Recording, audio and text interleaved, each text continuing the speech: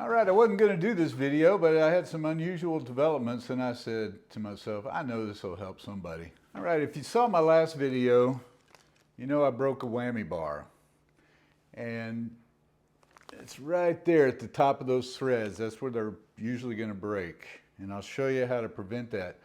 But I mentioned that company Overdrive. They were a great help, and I'll put some links in the description of where you can get a good thread tap and some oil. And that's another great company I want to tell you about because they were a lifesaver. But I'm going to install a new left-handed fender. I think I'm going to go with the fender. And I don't know. We'll see. I'm going to try both. This is the Overdrive stainless steel. But actually, Craig at Overdrive said that the steel chrome-plated one should be stronger than the stainless steel, so I'm going to stick with that. But the unusual developments, and it's a mystery to me, but I get a lot of questions on how to get those springs out. You know, the little spring, I don't know if you can even see it, but it's the little spring that fender sells that goes in the whammy bar hole on your block. You know, it just drops in there, and then your whammy bar kind of compresses it and keeps it from wobbling around a lot. And years ago, I'd done a video. I said, do these work? And I put it in and did it, and I said, hey, it worked great. And so I kind of promoted them a little bit. And even on Overdrive's website, they say, do not use that spring, but they sell the spring. So I don't know. I don't know if they come with the whammy bars, the fender whammy bars, and they just have to keep them in there, but they recommend not using them. Anyway, here's the crazy development. I couldn't remember if I'd put a spring in this expensive Vintage Correct block. This is my left-handed Mark Foley block that I got from the UK. And I wasn't sure if I put the spring in it or not. So I took it apart. And you have to have a really good like LED flashlight. My batteries are going dead, but to see in there, you have to really get your eyes down in there. It's not easy to see. You got to line your light up correctly. But first of all, make sure there's no spring in there.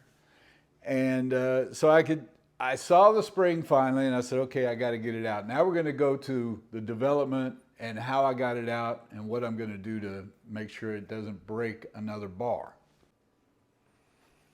First, it's always best to just take the whole thing apart. And all the instructions are on the Overdrive website. They have great instructions. The whole goal is to get the top of these threads with the weakest part on the bar, get them 1/4 of an inch past the plate. So when your your threads get to the top of the plate, you should be able to turn it another 6 to 8 turns and take it down to about 1/4 of an inch below the plate. That puts all the stress about 1/4 inch above the screws, the threads. So that's your goal, right? So I was going to start from scratch. I knew I had a spring in here, and I tried to get it out. Usually what I do is I'll take this is an 18 gauge G string, and I'll put a tiny little hook on it, and you have to get it just right. Luckily, I had another spring that I could check to be sure it would go in there, but it has to be a pretty tight fit. Sometimes you even have to screw the little hook into the spring. Usually they'll pull right out. Well, this one wasn't coming out, and I worked on it for over an hour. I even went to the point of taking this little screwdriver, which will go through the spring. It's nice to have an extra spring just to use for reference. And I got the hook in there as low as I could get it, and then I stuck this in here to be sure that the hook couldn't come out, but you can still bend the hook. Anyway, that didn't work. So I thought, great. I've got that screw in there jammed so tight that it expanded, and I may not ever get it out. So I finally got it out. You can see a new one compared to an old one. They compress almost to half their length. But how did I get it out? That's the trick. I sat here pounding. This is a nice carpet pad almost a 1/2 inch thick with rubber backing. I use it for everything, for my bench, but I basically sat here going like this, and I could see it was moving, but every time I tried to pull it out, it wouldn't come out. So finally I got desperate, and I went and got this rapid tap, which I'll tell you the whole story behind this, for my tap that I had ordered from McMaster Car, and I'll put all these links in the description. They're very helpful. This company here, McMaster Car, amazing, but I'll tell you the story about that. I couldn't believe the service they gave. Either way, I can see it's finally starting to work its way out. And since I took the oil, I filled up the hole, I let it sit there for a few minutes, and I cleaned as much of it off, the excess, and I didn't want to get my pad oily, so I took a paper towel and I just started panging to get all the oil out. It's all out now. And I could see it was finally moving. I said, all right. All of a sudden it falls out. But this screw wasn't the only thing that fell out. I couldn't believe it. This screw fell out too. A saddle height adjustment screw. And I'm going, what is that doing in there? No way. I know I would have never put that in there. And I'm thinking, could it have possibly come from Mark Foley with that in there? I don't know. I can't say that. I may have somehow mistakenly, I mean, I don't have excess screws. I didn't lose a screw. I do have excess screws, but I don't lay them all over the place. And there's no way that got in there. But with this screw and this, I don't know if it fits in there or not. But either way, it was like having 2 screws in there. It would definitely cut out a whole bunch of threads, so there was no way I was going to get this screwed all the way in, I can tell you that.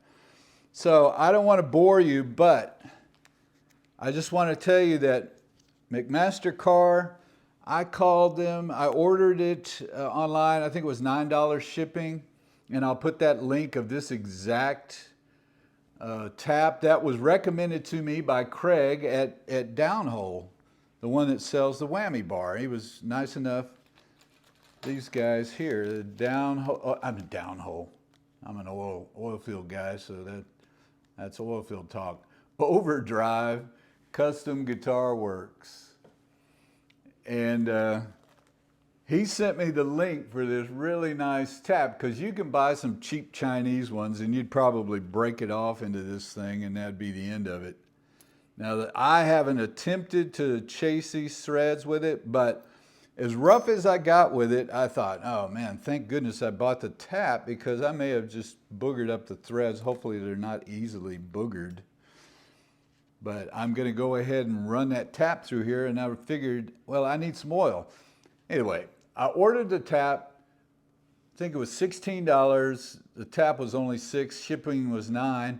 Came the next day, the next morning, UPS. I mean, it's fastest shipping I ever saw.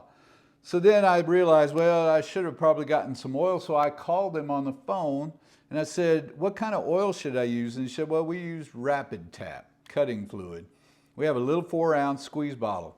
I said, okay, can I order that? And I said, how much is the shipping on that? And she said, oh, we won't charge you shipping. We'll just send it. And lo and behold, it showed up the next morning too, overnight shipping, and this was $4.25. So I was amazed. Great company, so use them for everything. And you probably won't find a better tap. I mean, they have some expensive ones, but this was the one recommended by Overdrive. So now my project is to just go in here, clean these threads up, and make sure, I don't want to take any thread out of there. That's what I'm a little nervous about. I just want to chase them. And that's what made me call them to begin with, because I said, well, do I need a different tap? Shoot, I'm about ready to get stuck in there. For chasing the threads. And she looked it up and she said, no, that will chase and tap. So we're good to go. But I'm going to put this oil in there, chase it a little bit. I mean, I probably could screw this bar in there right now.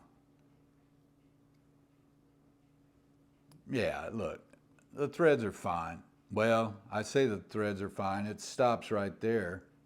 And overdrive says, whatever you do, don't get rough with them. So I'll probably run the tap in there, because if I start getting rough with it right there, it is just at the top of the plate. So that means I would have to force it another 1/4 of an inch. So looks like it's time to clean these threads. Either way, yeah, that jamming those springs in there might damage those threads some, so I may have to do some tapping down there, but at least the top screws are in good shape. All right, that's it. I just wanted to save you guys some nightmare headaches on expensive blocks and broken whammy bars, and just get them down in there a 1/4 inch past the top of the plate, and that's the best you can hope for. You could still break it, but you'll have a lot less of a chance. You're almost 100% guaranteed if you just have it at the top of the plate, the threads. All right, I'll talk to you guys later.